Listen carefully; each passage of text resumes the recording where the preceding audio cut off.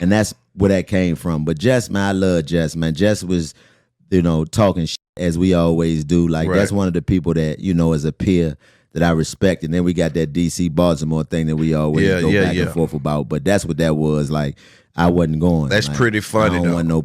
Yeah, me neither though. I don't want to be involved with that either. It's too high risk. Yeah, it's too high risk. Nigga can legally damn near kill you about this. And then say he went crazy. Say, like I was legally insane. Yeah, for real, I'm for real. Not playing like that. Like, get the f on. Like, you know what I'm saying? I'm being a nigga that's far from tender.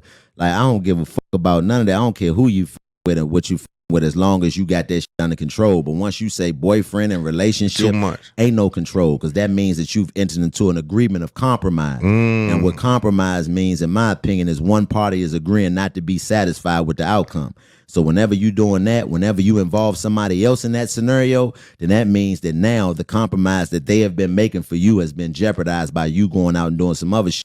And usually the nigga ain't gonna take it out on you. And even if he do take it out on you, I don't want the conscience of you coming up swole the fuck up. Right. 'Cause this nigga done beat your ass because you done gave me some Yeah. Nah, I don't even want to be involved in I don't want that. Nah, I'm good. I done seen it too many times, and I done been through it, and I done been a nigga that used to fuck with and then went through that type of, man, I ain't never been that kind of just because of that. And not on purpose though. Like, I was never seeking it out, but that just happened, and I done dealt with, man, I don't even want to talk about none of this shit. I pride myself on not telling none of these stories on camera, because I just think that that's ignorant. Personally, that's my personal vantage point, of just telling war stories and going through all that shit. Fuck all that shit. But I done been through some shit around with these bitches out here, man. These had you up, they had you in the mix. They had you in the mix, man, for real bad. I'm talking about down bad. So, but I never blame the woman. It's always our fault as the man. It's always some precaution that you didn't take as a man that put you in that predicament.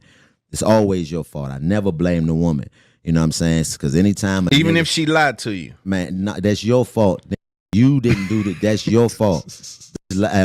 Lied to you. That means that you didn't do the proper protocol to be able to identify in your life, or you put yourself in a position. Now, mind you, getting lied to it, it's kind of shaky, because you, depending on what the lie is, you know what I'm saying? I don't got no man. Yeah. Like, we saw Trouble. Yeah, Trouble was over a girl's house, and nigga come in and kill Trouble. Right. But see, that's the thing. That right there is a little different, because that might not have been a lie. That might not have been her man. Yeah. He just might have been a nigga that was a jealous ass nigga. But that's the risk you take in not being more inquisitive about the situation. You know what I'm saying? But those type of situations, we all run the risk of that. And rest in peace of Trouble, because rest in peace that of was a situation where we all done took them. I know I done been in an apartment complex, but I don't do it no more. But I used to do. I know we all done run the risk. I done been in the house and me too. Up. Yeah, you know what I'm saying. I done been in the house with a nigga knocked on the door and tried to come through the window. I done been through all of that. I done been through that, and it's just like, you know what I mean. It's us, and when you blessed enough to make it out of that situation with your mind intact, you know what I'm saying, you got to know that, man, I gotta take better precaution as a man, because that woman is only, most of the time they looking for companionship. Man, I was listening to Chico Bean. He was speaking on, Jess Hilarious, calling him gay because he asked her if she had a boyfriend, and I'm gonna clip it in there. But he went into something that was deeper in that particular podcast he did. And what was so deep about what he said was, it's always your fault as a man. You always start off with, it's my fault. You have to take the accountability. And basically in this situation, he was talking about the reason why he turned down Jess Hilarious, is he knew she had a boyfriend. Remember, he was like on a Breakfast Club, he was saying, dudes to kill over Jess Hilarious, where I come from. And he started kind of like tap into situations where he knew he lost a homeboy like that.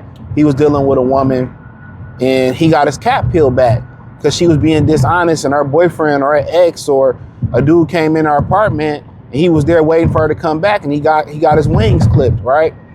And all of us know stories like that. All of us, we've been in stories like that where, you really don't want to spend a night at a girl crib because they're disingenuous. They be lying, or they could be telling the truth, but then the ex can be stalking them. and see you over there and then come through the window and then it put you in a compromising position. Even if you come out on top and you gotta put them down, you still got a case to fight. You still got to have an attorney on file. You got gun insurance. It's your story versus her story. She may be capping, might be mad. She might be crying over him and take his side. It's just a number of things where you want to learn how disingenuous, how much liars women are, and they lie about things they shouldn't even have to lie about. I knew a situation where this chick, she was divorcing her husband. They separated. He was stalking her, put a tracker on her car, and she had this one little dude she was dealing with. And he put sugar in his tank. Dude cut that shit off. You know what I'm saying? Like, you got too much going on. You feel me? You got too much going on. So, yeah, you got to take accountability. Men, I say this all the time. Men cannot afford to don't ask, don't tell. That's how women live. Women don't ask, don't tell. They don't ask, they don't want to know most of the time. And if it's something that they do want to know, it's just something that they've been through. You married? You married or something like that. That's the stuff that they tend to ask you. As long as you ain't married, it's simple shit like that. It ain't that if you got a girlfriend, you ain't, or you sell crack or you a kid. They don't care nothing about that. But as a man, you must be thorough in vetting her. And it was something that he said that was resonated. Even when women start saying little lies they don't have to say for, he cut it off. He cut it off because if you lie about something so small, you could be lying about, me being at your crib, or you not having a man, or you being a single, or you not having a crazy exes. You have to be thorough. When dealing with women, you have to be thorough. You have to read the body language. You have to see when they, how they react when they happy, how they react when they mad, how they react when they telling the truth, how they react when they be lying, how they hesitate, how they put their head down when they give an answer. You got to be able to read body language. And that's how you know a lot of times when they be lying. Sometimes it's recollection. Sometimes you may on the phone ask her a question. 2 weeks, 3 weeks later in person, you might ask her the same question and see how she answered the question. They're very disingenuous creatures. They're liars by trade. They're liars by trade. They're liars by trade. They lie about things. They offer up lies. That's the wild thing about it. They offer up lies. You didn't ask nothing. You ain't even say ask her nothing, but she'll lie. They'll lie. And there ain't no point to lie. They don't even be your girl. Y'all can just be cordial at work and they'll just be lying. But at the end of the day, every one of they stand, I hate liars, but all they do is lie. I don't need no man. 5 minutes later, you got a penis in your mouth. 20 minutes later, you cooking them tacos. 2 or 3 days later, you begging them to come back through. What are we talking about? But then again, I hate men. I can't stand men. Get out of here, man. They just be lying. And this is how a lot of guys get into the game of don't ask, don't tell. This is how dudes get in the friend zone, or dudes be waiting to clap cheeks. And we all did it before. We all been in the game before. And you just play the long game, and she string you along. Well, I had a boyfriend. Oh no, I don't see you in that way. Or, you just waste your time. That's why, you see a lot of Pookies and Ray Rays, or a lot of guys who understand when they get it, they go for the kill right away. Instead of wasting your time, women will waste your time. You'll be at work doing all these nice things for her, bringing her food, doing this. Well, when it's time to go serious, I got a boyfriend, or I don't see you as that way. Yeah, it's better off just to be straight up front. But they know when they can you can beat around the bush with them. They understand beating around the bush. They're going to benefit from that until they have to cut it off. But, like he was saying, bro, you can't afford not to ask. That's just what it is. You can't afford not to know. Because that puts you in a compromising position. And when something happened, you can't blame the woman first. You got to blame yourself for not seeing the signs. You know what I'm saying? That's why I tell dudes, man, when you meet women, find that social media, do the background check on the number, all that type of stuff. See who on her social media, if it's a prison picture, a prison pookie, absolutely not. Free my nigga Mama, no. She talking that bullshit, that misandrous bullshit on social media, or she half naked. Now, if she half naked, hey, proceed with caution. Just get yours and get out. If she got a social media platform where she talking about dates and who she is, it's an instant no. It's an instant absolutely not. She airing family out on social media, it's an absolutely not. Why would you? What's gonna make you any different? Just because you number 504. You think you're gonna be different from the other 503 numbers? No. So that's what it is. When we put ourselves in situations as men, we have to take accountability first and blame ourselves for why I ain't see that coming. Or next time I gotta see that coming. Or next time if they acting like this, you gotta blame yourself for not seeing it, not asking, not being thorough, not vetting, not paying attention to the body language, not paying attention to the signs. You can't blame the chick. Because 9 times out of 10, you pursued it. And even if a woman come to you and offer it to you, you got to be skeptical. So many dudes in the streets died like that. Real spill. So many dudes in the streets got sent to the upper room. A dude sent a woman to him that way. It was too easy. They was like, oh, I'm just too easy. It never came that easy to them.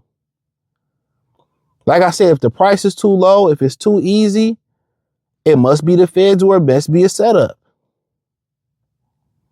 This is why you can't always look at the money. This is why you can't always look at the prize. Can't look at the woman. You can't afford just to see that or see the money and not see the pitfalls in front of it. All money ain't good money. All honeys ain't good honeys. So when you go through a situation, a failed relationship, the first thing you as a man, your masculine identity, the first thing you tap into is what did I do wrong?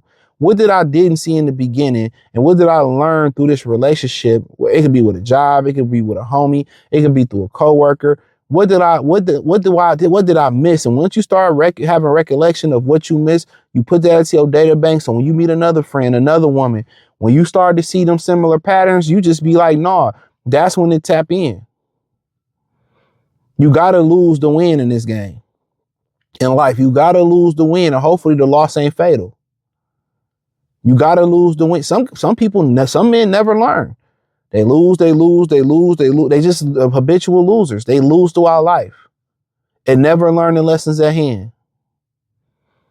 This is when you can be choosy and selective in which the women that you let into your life.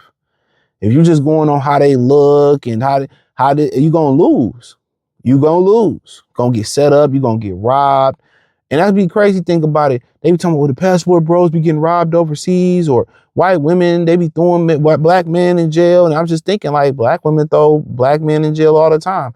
Black women set black dudes up all the time. It ain't about color. It's about the person's integrity. It's about the person's character. That's what it's really about. You feel me? So when you looking at this stuff, man, the blame go on you. As you learn the nature, you have to retain information and keep it real. You can't give people the benefit of the doubt. You got to doubt them. Whoever come in your life, you have to doubt them. Most people don't have your best interest. Most people don't. But hey, it is what it is, or it is what it ain't. Hit the link in the description, join the Patreon. Peace.